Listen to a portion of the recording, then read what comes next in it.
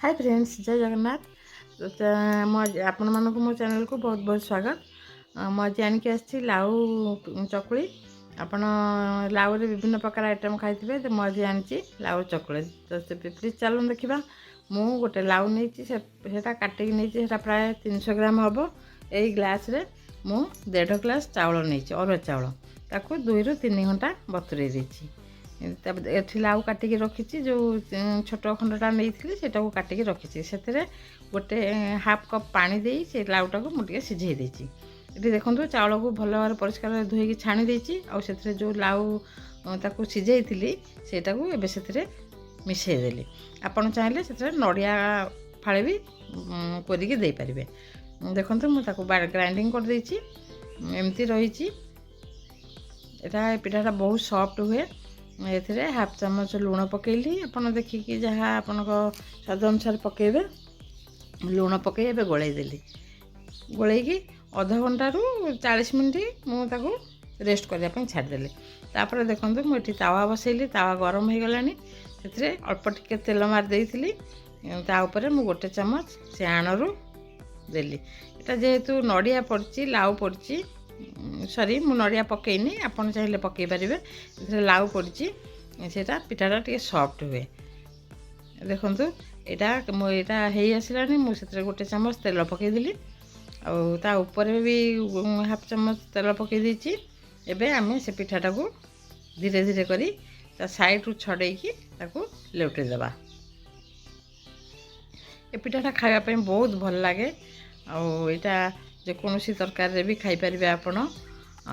देखो पिठाटा नौटे देली।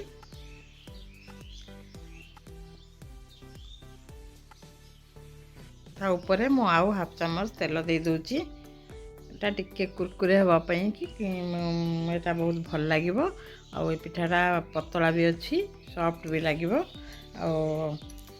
देखो मु पिठाटा को 2 ରୁ 3 थर एपट सेपट कर उल्टे देली। ता कलरटा भी देखो एटा भल लगे। आप तो सब बिरी चावल पिठा खाऊँगी, यहाँ थे ट्राए करके देखूँ। आदि आपको रेसिपी भल लगे तेज प्लीज़ मो चैनल को लाइक सब्सक्राइब करेंगे प्लीज़।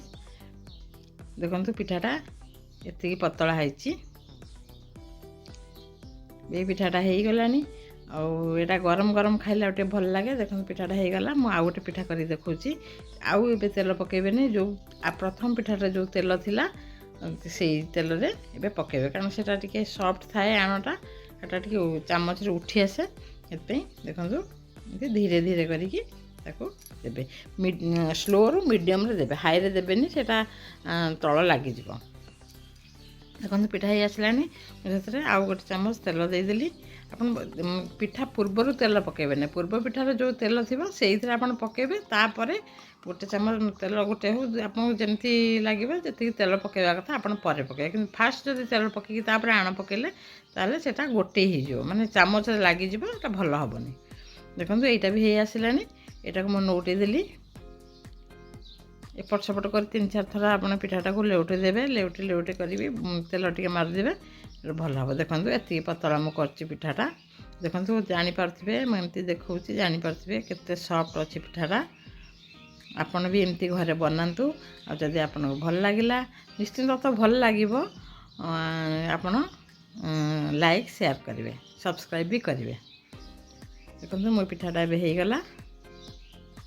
जेकोसी तरकारी आप खाई सकाଳେ टिफिन भी खाई पारे। एटा बहुत भल लगे। लाउ रे भी विभिन्न प्रकार पोड़ पिठा इत्यादि हुए बहुत। आ चकली पिठा थर कर देखु आप।